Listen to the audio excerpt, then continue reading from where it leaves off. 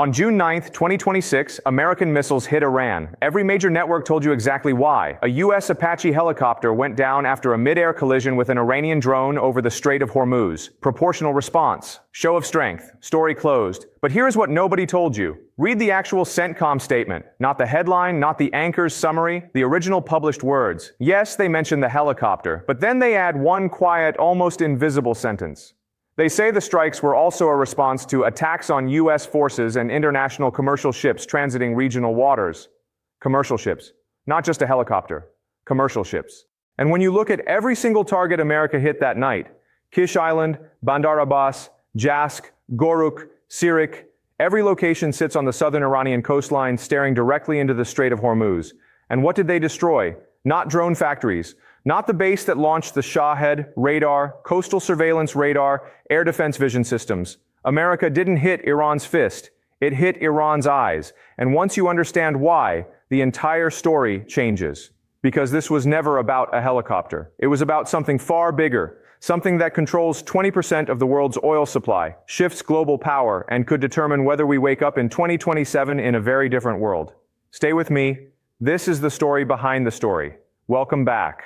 If you are watching this on June 11, 2026, the Middle East is sitting on a razor's edge, and almost nobody in mainstream media is telling you the full picture. What I'm going to do today is walk you through not just what happened on June 9th and 10th, but why it happened, who truly benefited, and most importantly, where this is all heading. We are going to go layer by layer. First, the geography. Because without understanding the Strait of Hormuz as a physical and economic weapon, nothing else makes sense. Then the strategy. Why America chose radar towers and not drone factories as its targets. Then the global architecture, because what Xi Jinping was doing in Pyongyang 24 hours before the Apache went down is arguably more important than the missile strikes themselves. And finally, the scenarios, the three paths the world is now facing, what each one looks like, and what signals to watch. I promise you, by the end of this video, you are going to see June 9th in a completely different light. Not as an isolated military exchange between America and Iran, but as one visible move in a much larger game. A game with consequences for every economy, every energy market, and every country on this planet. Let us begin. The geography of power. Why 33 kilometers controls the world. Start with a single number, 20%. That is the share of the entire world's crude oil supply that passes through the Strait of Hormuz every single day. Now picture that strait on a map. At its tightest point, it is just 33 kilometers wide. Narrow enough that on a calm day, you could theoretically kayak across it. And yet through that gap flows the energy that keeps Japan running, that powers China's factories, that fuels India's growth. Japan depends on this region for 75% of its oil imports. China pulls 40% of its oil through here. India, 60%.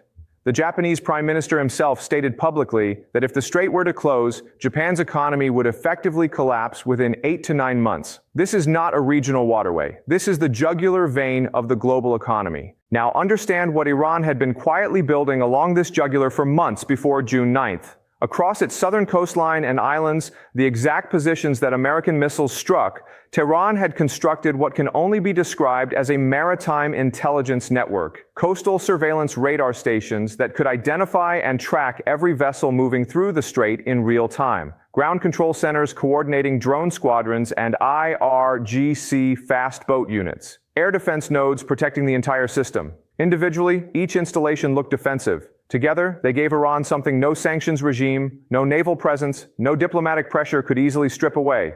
The ability to see everything moving through the world's most important energy corridor and to act on that visibility at will. Reports suggested that commercial ships were paying between $1.5 and $2 million per voyage for safe passage, sometimes in cargo, sometimes in cryptocurrency. For a country being suffocated by one of the most severe economic blockades in modern history, this wasn't just revenue. It was economic oxygen.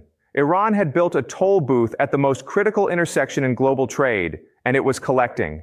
But here is the dimension that elevates this far beyond money. This surveillance network was Iran's single most powerful bargaining chip in the peace negotiations happening simultaneously. The central sticking point in those talks was not nuclear enrichment. It was the strait itself. America wanted unconditional freedom of navigation. Iran was asserting the right to manage and charge for access. And Iranian state media openly described the strait as their trump card at the negotiating table. As long as Tehran physically controlled the visibility infrastructure of the Hormuz, Washington could not dictate the terms of any deal. Every radar tower, every ground control center, every coastal surveillance node was not just a military asset, it was a veto over American leverage. When you read the CENTCOM target list again through this lens, radar, surveillance, air defense vision, all of it along the Hormuz-facing coastline, the logic becomes impossible to ignore. America was not retaliating for a helicopter. America was trying to blind Iran at the exact moment those negotiations were reaching a critical juncture. The Apache was not the trigger. It was the justification that was already sitting in a drawer, waiting to be used. The strike that didn't work, the response that proved it. Here is where the story gets genuinely uncomfortable for anyone trying to frame June 9th as an American strategic success. Because if the operation was designed to degrade Iran's maritime surveillance capability, to blind Tehran and strip away its negotiating leverage, then the results tell a very different story. Iran's National Security Committee spokesperson stated on the same day as the strikes that Iranian armed forces were at maximum readiness and that damage had been repaired. Iranian state media acknowledged explosions at Kish Island and Bandar Abbas, but reported no major infrastructure losses, no command centers taken offline, no strategic degradation of meaningful scale. And then, just hours after the American operation concluded, Iran launched a coordinated ballistic missile and drone strike against 21 American and allied military targets simultaneously, spread across Jordan, Kuwait, and Bahrain. Let that number sink in. 21 targets, 3 countries, 1 coordinated operation. If the American strikes had genuinely collapsed Iranian command and control infrastructure, that response would have been physically impossible to execute. The scale of Iran's counterstrike is itself proof that the operation did not accomplish what its strategic framing implied. A senior U.S. official told CNN directly that the strikes were a warning shot, not a destruction campaign, not a meaningful degradation of Iranian military capability, but a calibrated symbolic gesture specifically designed to avoid collapsing the ongoing peace talks.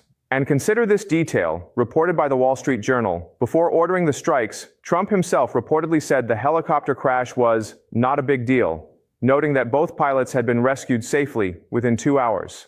He had to be persuaded to authorize the operation by Defense Secretary Pete Hegseth and the chairman of the Joint Chiefs. Think carefully about what that sequence reveals.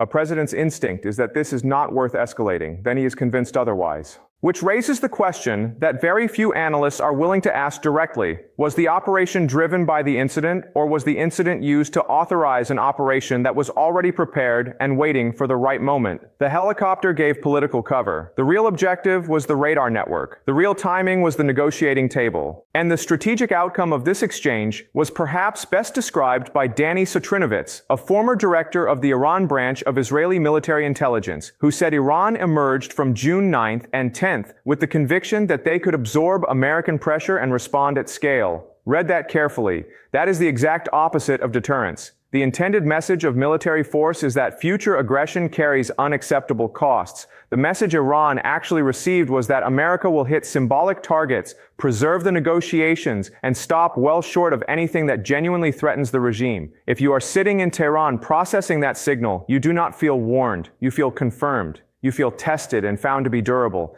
And that confidence, not the missiles, not the burning radar towers, that quiet strategic confidence is the most dangerous outcome of the exchange. Because it tells Iran exactly how far America is willing to go and exactly how much room remains on the other side of that line. The bigger game, CRINK, the UN, and the 3 roads ahead. Now step back even further, because the most important context for June 9th happened not in the Strait of Hormuz, but in Pyongyang, 24 hours earlier. On June 8th, Chinese President Xi Jinping landed in North Korea for a state visit.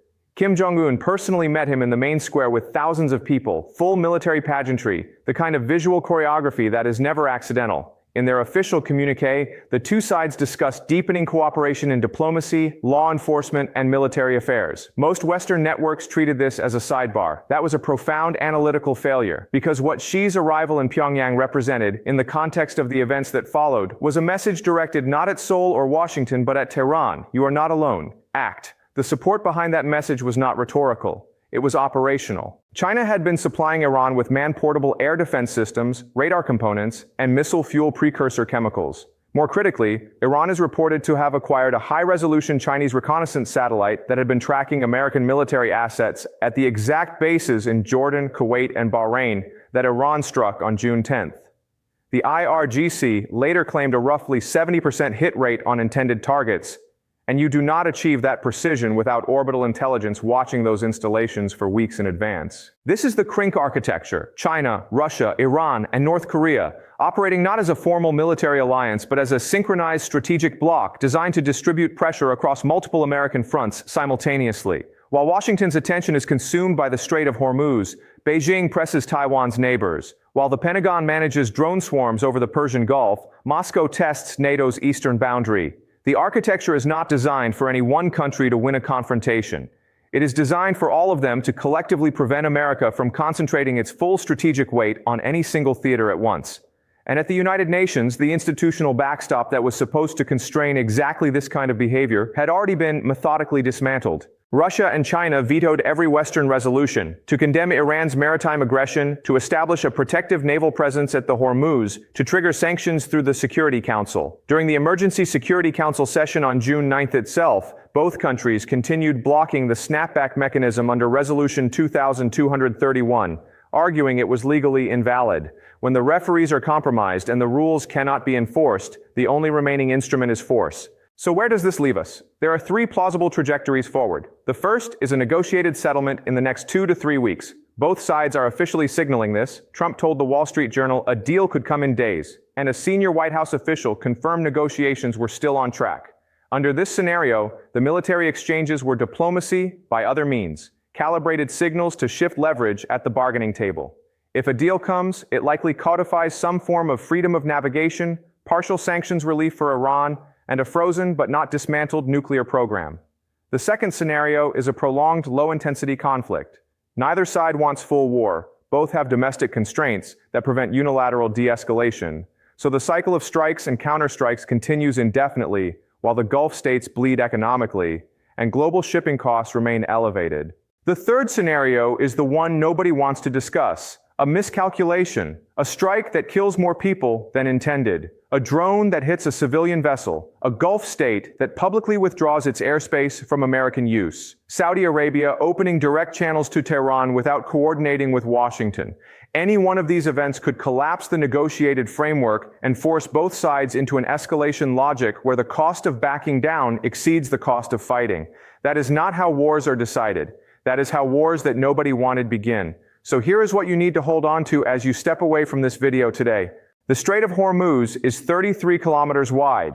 In June 2026, everything is being compressed into that gap. The future of global energy, the credibility of international institutions, the architecture of American power, and the patience of a decade-long confrontation between Washington and Tehran.